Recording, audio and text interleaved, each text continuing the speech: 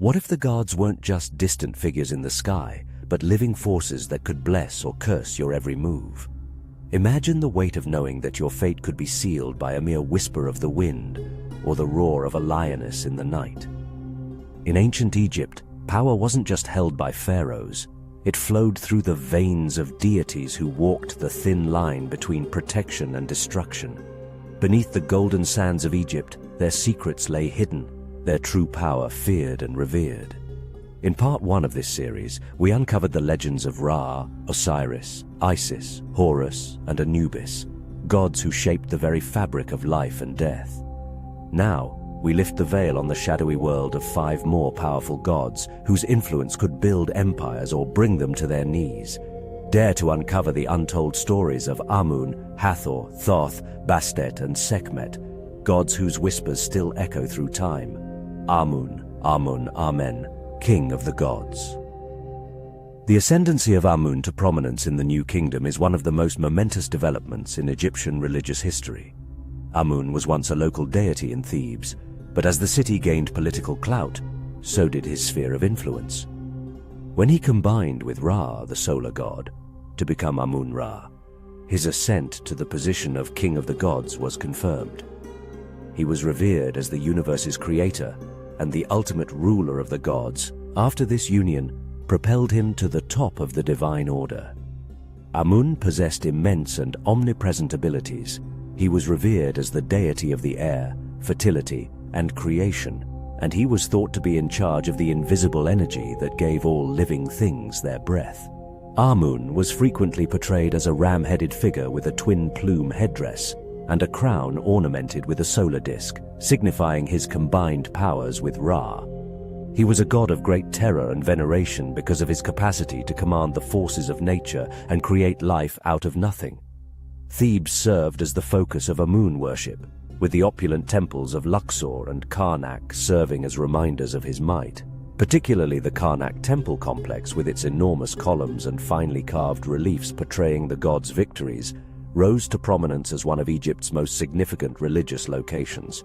The concept that the pharaoh's right to rule was predetermined by divine decree was reinforced by their frequent depiction as sons of Amun. An important part of Amun's devotion was the Opet festival, a lavish celebration that takes place in Thebes every year. The god's statue was paraded from Karnak to Luxor at this event, signifying his quest to restore the pharaoh's divine authority and guarantee the kingdom's continuous prosperity. Hathor, goddess of love, beauty, and motherhood. Ancient Egyptian history records Hathor's emergence as a sky deity during these early eras. She began to symbolize the loving facets of the divine feminine and grew to be linked with maternity, beauty, music, and love throughout time. Believed to be able to unite the celestial and the terrestrial realms, Hathor represented the ability of the sky to sustain life as well as a mother's tender nurture. Hathor was a multifaceted goddess whose powers extended across various domains. As the goddess of love and beauty, she was invoked in matters of the heart and in the celebration of life's pleasures. Depictions of Hathor often show her as a cow or a woman with cow's horns and a sun disk, symbols of her role as a nourishing and protective deity.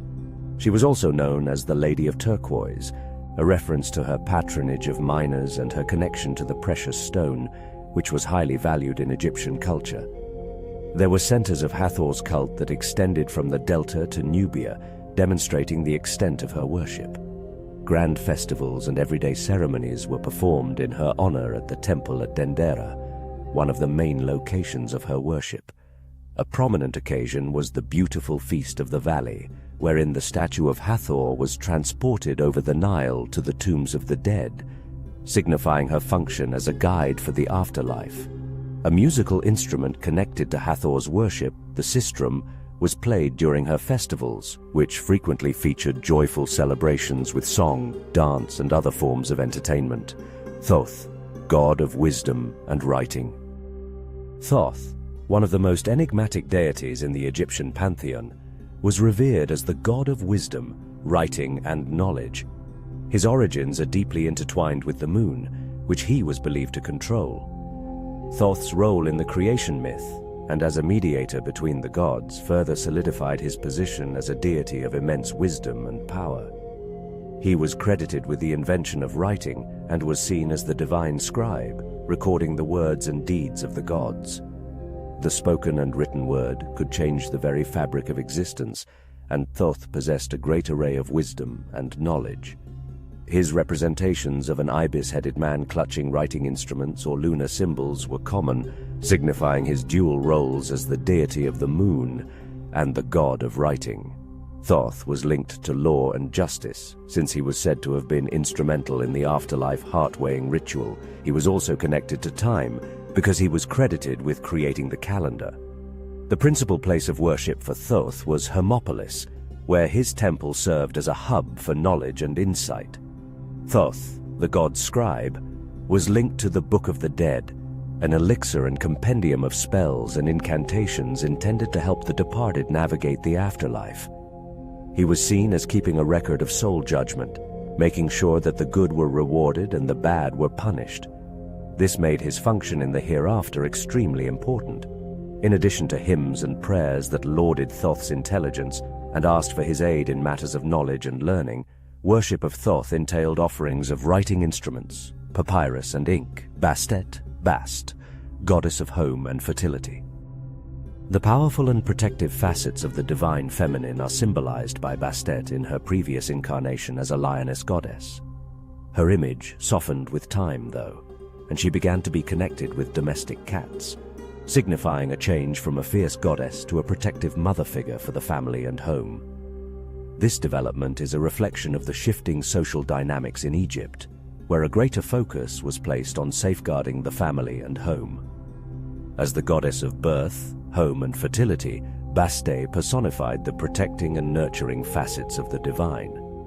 She was frequently shown as a lioness or a woman with a cat's head, occasionally clutching a sistrum, an instrument connected to joy and song. Bastet was a potent emblem of protection because of her dual nature. She was both compassionate and strong like a cat, particularly when it came to family and domestic life. Because of her fertility associations, she was also considered a guardian of women and children, and her name was frequently invoked to assure a safe delivery during childbirth. Bastet was widely worshipped across Egypt, but her primary cult center was in Bubastis, a city in the Nile Delta. The annual festival held in her honor was one of the most popular and widely attended in ancient Egypt, drawing thousands of worshippers who participated in music, dance, and revelry. This festival was a time of joy and celebration, reflecting Bastet's role as a goddess who brought happiness and protection to her followers. In daily life, Bastet was revered by common people who kept cats as sacred animals, believing that they carried the spirit of the goddess and would protect their homes from evil spirits and misfortune. Sekhmet, goddess of war and healing. The origins of Sekhmet, the warrior goddess of protection and healing, are closely linked to those of the solar deity Ra. She represents the destructive force of the sun's heat and was created by Ra as a weapon of vengeance to punish humanity for their disobedience. But Sekhmet's role grew to include both healing and devastation, indicating the dual character of her power as a bringer of death and a reviver of life. Respected for her ability to be both a healer and a destroyer, Sekhmet was a goddess of war, protection, and healing.